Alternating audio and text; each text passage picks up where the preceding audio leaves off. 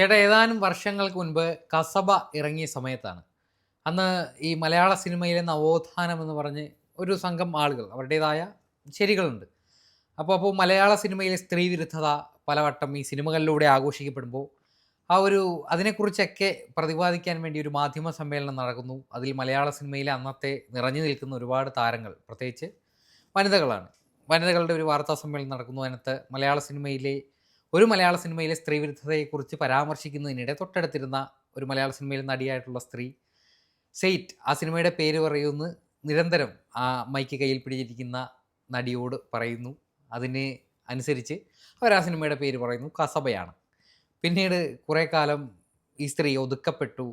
ഈ ഒരു പരാമർശത്തിൻ്റെ പേരിൽ അവരെ സിനിമയിൽ നിന്ന് മാറ്റി നിർത്താനുള്ള ശ്രമങ്ങളൊക്കെ നടക്കുന്നു എന്ന ആരോപണം വരുമ്പോഴും ഈ സെയ്റ്റ് എന്ന് പറഞ്ഞവരെ എരികേറ്റി വിട്ട അതേ നടി അന്യഭാഷയിലേക്ക് ചേക്കേറി അവിടെ ഒരു ഇന്ത്യൻ സിനിമയിലെ തന്നെ ഏറ്റവും സൂപ്പർ സ്റ്റാറിനെ വെച്ച് ഒരു സിനിമ സംവിധാനം ചെയ്യുന്നു. ആ സിനിമയുടെ പേര് ടോക്സിക് എന്നാണ്. നായകൻ്റെ പേര് യാഷ് എന്നാണ്. സംവിധായകരുടെ പേര് ഗീതു മോഹൻദാസ്. അതെ, ഇത് പറഞ്ഞു വെച്ചത് പാർവതി തിരുവത്താണ്.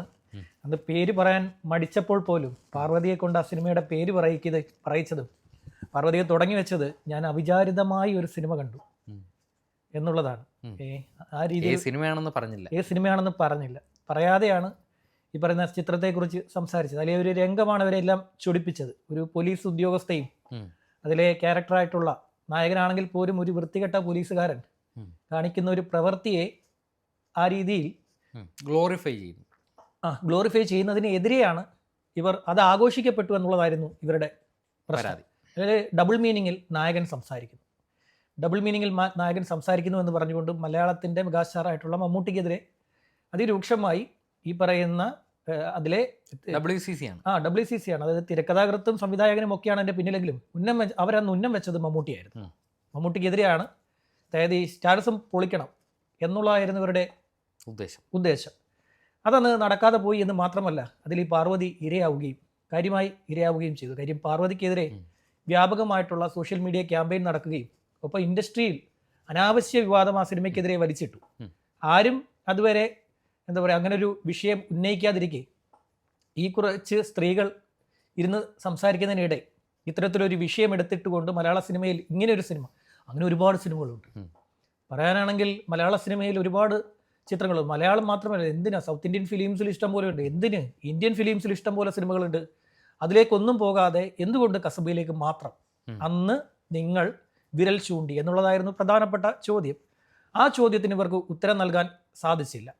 ഗീതു മോഹൻദാസ് ആയിരുന്നു അതിൻ്റെ. അതായത് അമ്പിങ്ങനെ എയ്യാൻ നിന്നപ്പോൾ നമ്മുടെ ബാഹുബലി സിനിമയിൽ പുറകിൽ നിന്നിങ്ങനെ വേട്ടയാടിന് പോകുമ്പോൾ പുറകിൽ നിന്നിങ്ങനെ വലിച്ചു വിട്ടതുപോലെ ഈ ഗീതു മോഹൻദാസ് അത് വലിച്ചു വിട്ടുകൊടുത്തു. അത് അമ്പ് കൊണ്ടതുമില്ല. അമ്പ് ചെയ്ത ഈ പറയുന്ന പാർവതിയുടെ ഉന്നം തെറ്റിയതിന്റെ പേരിൽ പാർവതിക്ക് കാര്യമായ വിമർശനം വന്ന് കേൾക്കേണ്ടി. പക്ഷെ അവർ കഴിവുള്ള നടിയാണ്. അതെ, തീർച്ചയായും അവസരം കൊടുക്കേണ്ടത് സംവിധായകരും തിരക്കഥാകൃത്തും. അവർക്ക് അവസരം ഇപ്പോൾ ഉണ്ട്. അവര് പാർശ്വവൽക്കരിക്കപ്പെടുന്നു പറഞ്ഞതിന്റെ പേരിൽ മാറ്റി നിർത്തുന്നു നമ്മൾ പറയില്ല. ഇല്ല, നമ്മൾ ഒരിക്കലും പറയില്ല. അവർ ഇരവാദം അവർ പറയുന്നതാണ്. നമ്മൾ സിനിമ എടുത്ത് അവർക്ക് അവസരം കൊടുക്കാം. പക്ഷേ ഇന്ന സംവിധായകരും തിരക്കഥാകൃത്തുകൾക്കും അവർക്ക് അവരുടെ സിനിമയിൽ വേഷം കൊടുക്കുന്നത് നമുക്ക് പറയാൻ പറ്റില്ലല്ലോ. അതെ, അത് ഇരവാദം പറയുന്നത് അവരാണ്. അവർക്ക് ഇഷ്ടംപോലെ അവസരങ്ങൾ പിന്നീടും ലഭിച്ചിട്ടുണ്ട്. അടക്കമുള്ള നല്ല സിനിമകൾ വന്നിട്ടുണ്ടായിരുന്നു. പക്ഷേ ഗീതു മോഹൻദാസ് അവിടെ നിന്നും വിട്ടു, അതിർത്തി കടന്ന് ഒരു പാൻ ഇന്ത്യൻ സിനിമയുടെ ഭാഗമാകുക എന്നുള്ള അവർ ഡയറക്റ്റ് ചെയ്യുന്ന ഒരു സിനിമ ടോക്സിക് എന്ന് പറയുന്ന KVN പ്രൊഡക്ഷൻസിന്റെ കീഴിലുള്ള ഒരു ബിഗ് ബഡ്ജറ്റ് ചിത്രം, പാൻ ഇന്ത്യൻ ചിത്രം, അത് നിർമ്മിക്കാൻ അവരെ ഇറങ്ങി. കഴിഞ്ഞ വർഷം യാഷിൻ്റെ ബർത്ത്ഡേ സമയത്ത് ഒരു ബാറിൽ നിന്നുള്ള രംഗം ഇവർ പുറത്തുവിട്ടു. ഒരു ബാറിൽ അതുമുതൽ ചർച്ച ചെയ്യപ്പെട്ടു തുടങ്ങി. എന്താണ് ഈ സ്ത്രീ ഉപയോഗ വസ്തുവല്ല എന്ന രീതിയിലായിരുന്നല്ലോ ഇവരുടെ ചർച്ച.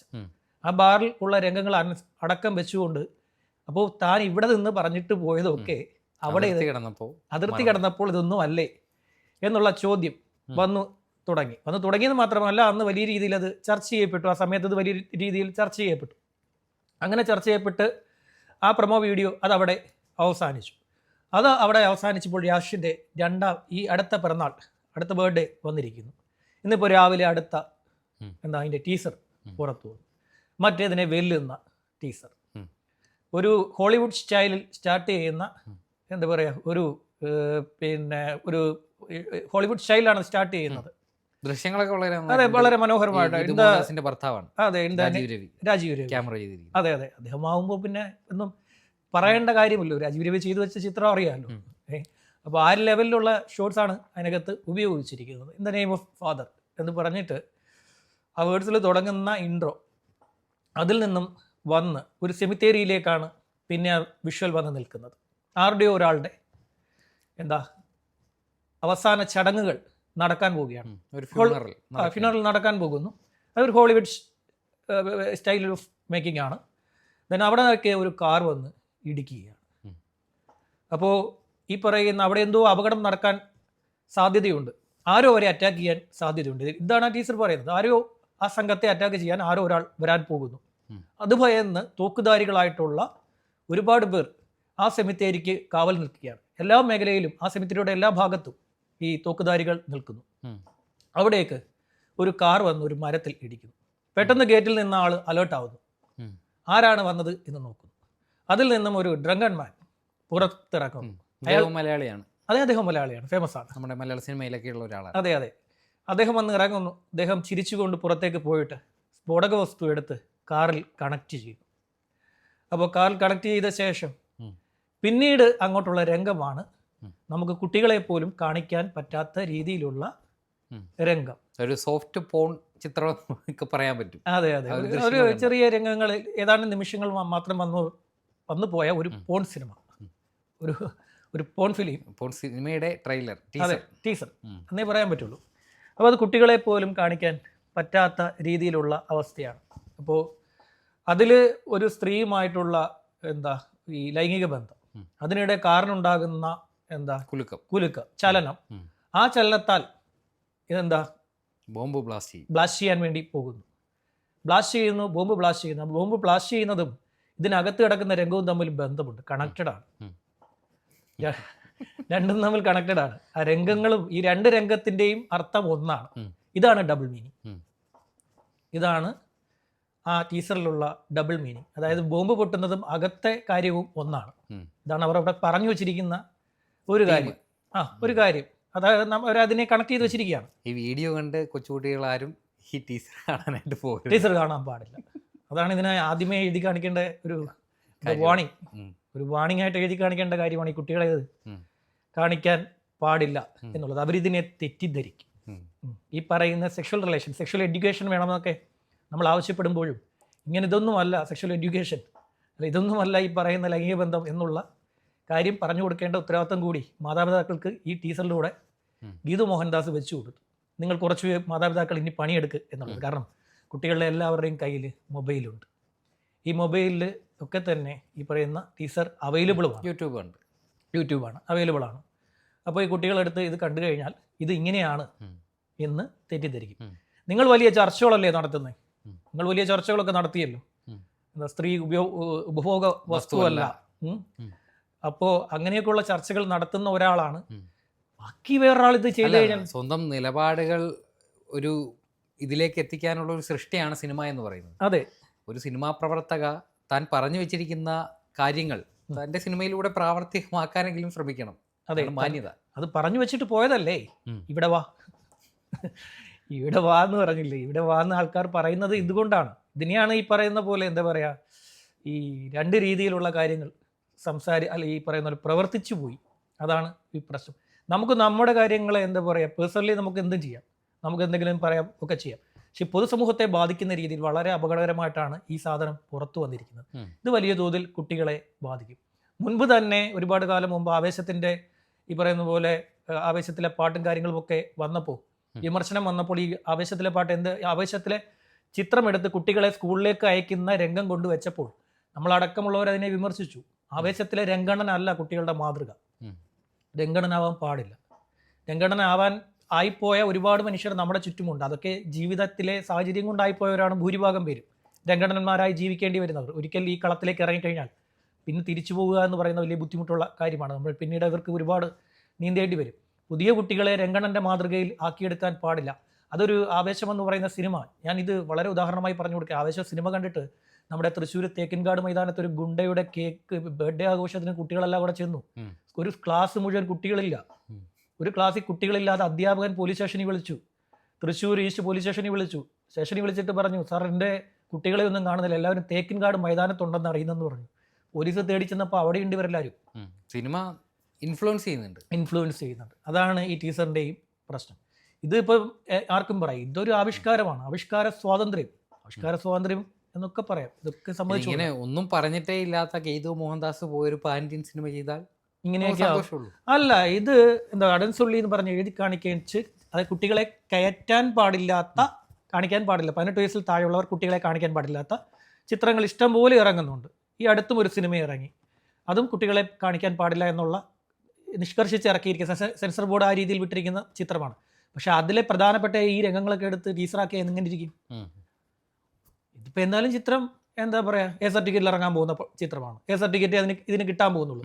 വയലൻസ് കൊണ്ടും എ സർട്ടിഫിക്കറ്റ് കിട്ടും, ഈ ലൈംഗികപരമായിട്ടുള്ള കാര്യങ്ങൾ കൊണ്ടും എ സർട്ടിഫിക്കറ്റ് കിട്ടും. അപ്പോൾ എ സർട്ടിഫിക്കറ്റ് കിട്ടുന്ന ഒരു സിനിമയുടെ ടീച്ചർ ഈ രീതിയിലുള്ള രംഗങ്ങൾ ആ സിനിമയിൽ അതുള്ളത് കൊണ്ടാണ് അതിന് എ സർട്ടിഫിക്കറ്റ് കൊടുക്കാൻ പോകുന്നത്. അപ്പോൾ എന്തായാലും ഇത് എന്താ പറയുക, ഇത് ഇച്ചിരി കടന്നുപോയി ഗീതു. എന്തായാലും യാഷിൻ ഇങ്ങനെ ഒരു സീൻ ഉൾപ്പെടുത്തിയുകൊണ്ട് അദ്ദേഹത്തിന് ഒരു മൈലേജ് കിട്ടാനില്ല. അല്ല, അദ്ദേഹത്തിന് കിട്ടാൻ പോകുന്ന മൈലേജ് ഞാൻ പറയാം. ഈ എന്താ റോക്ക് സ്റ്റാറിനെ പിടിച്ച് പോൺ സ്റ്റാർ ആക്കി വിട്ടിട്ടുണ്ട്. ഇത് ശരിക്കും പറഞ്ഞു കഴിഞ്ഞാൽ ഇതിന് മുമ്പ് തന്നെ ഒരു വിവാദം ഉണ്ടായിരുന്നു. ഈ ചിത്രം ഇത് വൈകാനുള്ള കാരണം എന്ന് പറയുന്നത് ഇവർ തമ്മിലുള്ള തർക്കമാണെന്ന് പറഞ്ഞ് വലിയൊരു വിവാദം ആദ്യഘട്ടത്തിൽ കുറെ നാളുകൾ ഒരു സിനിമയാണ്. അതെ. പിന്നെ പക്ഷെ അതിന്റെ പിന്നീടുള്ള വിവരങ്ങളൊന്നും അങ്ങനെ പുറം ലോകത്തേക്ക് എത്തിയില്ല. അതെ, പിന്നീട് ശേഷമാണ് യാഷും കൂടി ഇതിൽ പങ്കാളിയായി എന്ന് പറഞ്ഞു. റിട്ടൺ ബൈ ഗീതു മോഹൻദാസ്, അതുപോലെ യാഷ് എന്ന് പറഞ്ഞാണ് ഈ ചിത്രത്തിൽ എഴുതി കാണിക്കുന്നത്. യാഷ് സ്വന്തം സന്തോഷത്തിന് വേണ്ടി ഇത് സംവിധാനത്തിലും കൈകടത്തിയാണെന്ന് അറിയില്ല. അല്ല, അദ്ദേഹം സംവിധാനം ചെയ്തതാണെന്നും പറയാൻ പറ്റില്ല, സംവിധാനം ചെയ്തെടുത്തയാണെന്നും പറയാൻ പറ്റില്ല. ഏതായാലും അദ്ദേഹത്തെ സംബന്ധിച്ചിടത്തോളം ഇങ്ങനെ ഒരു നടൻ അഭിനയിക്കുന്ന സിനിമയിൽ നിന്ന് ഇങ്ങനൊരു രംഗം എന്താ പറയാ, അദ്ദേഹത്തിൽ നിന്ന് ആയിക്കോട്ടെ, അത് പ്രശ്നമില്ല. അല്ല, പാൻ ഇന്ത്യൻ സിനിമകളിലെല്ലാം ഇത്തരം രംഗങ്ങളുണ്ട്, അത് പ്രതീക്ഷിക്കാം. ആനിമൽ അതിനൊരു ഉദാഹരണം. ഇത് ആനിമലിനെ വെല്ലുവിളിക്കുമെന്നാണ് എൻ്റെ സംശയം. ആനിമലിനെ വെല്ലുവിളിച്ച് ഇത് മുന്നോട്ട് പോവോ എന്നുള്ളതാണ് ഒരു സംശയം. മാർച്ച് 19 ദുരന്തറിനൊപ്പം വെല്ലുവിളിക്കാൻ വേണ്ടി വരാൻ പോവുകയാണ്. ഒരു സൗത്ത് നോർത്ത് എന്താ പറയുക ക്ലാഷ് ഇന്ത്യയിൽ നടക്കാൻ പോവുകയാണ്. ദുരന്തർ 2 വരുന്നു, ഒപ്പം ഈ സിനിമയും 19 തീയതി വരാൻ പോകുന്നത്. ഒരു പാൻ ഇന്ത്യൻ സംവിധായക മലയാളത്തിൽ നിന്ന് ഉയർന്നു വരുന്നത് നമുക്ക് സന്തോഷമേ ഉള്ളൂ. പക്ഷെ ഇവിടെ പറഞ്ഞതൊക്കെ തിരുത്തിയിട്ട് കൊടുക്കണം. പാർവതിക്ക് ഒരു വേഷവും പാർവതിക്ക് ഒരു വേഷവും കൊടുക്കണം. പാർവതി വിളിച്ച് അഭിനയിപ്പിക്കണം ചെയ്തു. പാവം അതിനെ പറ്റിച്ച അതിനെ പറ്റിച്ച് തള്ളിയൊരു ദുരവസ്ഥയിലേക്ക് വിട്ടു. ഞാൻ ഇവിടെ നിന്നിട്ട് സേറ്റ് എന്ന് പറഞ്ഞിട്ട് അഭിഷേക് ഇരുന്നിട്ട് ഇവിടുത്തെ മുതലാളിയെ 10 തെറി പറഞ്ഞുള്ള അവസ്ഥ എന്തായിരിക്കും? ഇതാണ് ഇവിടെ സംഭവിച്ചിരിക്കുന്നത്. ഇതാണ് സംഭവിച്ചിരിക്കുന്നത്. അവർ വളർന്നും പോയി. ഇവർ ശരിക്കും പറഞ്ഞാൽ ഇവർ വളരേണ്ട അടുത്തൊന്നും അല്ല ഇപ്പോൾ നിൽക്കുന്നത്. അല്ല, ഒരുപാട് കഴിവുള്ള ഒരു അഭിനേത്രിയായിരുന്നു. അവർ ഒരുപാട് പിന്നീട് അവസരങ്ങൾ ഒരുപാട് കിട്ടേണ്ട കാലിബർ ഉള്ള ഒരു നടിയായിരുന്നു. പക്ഷെ അവർ ചുരുക്കം വേഷങ്ങളിലേക്ക് ഒതുങ്ങിപ്പോയി. ഇത്ര ഈ ലെവലിലൊന്നും പോകേണ്ട പിന്നെ ആക്ട്രസ് ആയിരുന്നില്ല. അവരെ പിടിച്ച് അവർക്ക് പറയാനുള്ള അവരുടെ നിലപാടാണ്, അവർക്ക് അത് പറയാനുള്ള എല്ലാ അവകാശങ്ങളും. പക്ഷേ ഞാൻ പറഞ്ഞില്ലേ, അമ്പ് ഇങ്ങനെ ചെയ്യാനേ നിന്നുള്ളവർ അത് പിടിച്ച് വലിച്ചു വിട്ടു കഴിഞ്ഞിട്ട് ഈ പരിപാടിയെല്ലാം കാണിച്ചിട്ട് എന്തേലും നടക്കട്ടെ, ടോക്സിക് ഹിറ്റ് ആവട്ടെ. ഓക്കെ, ശരി.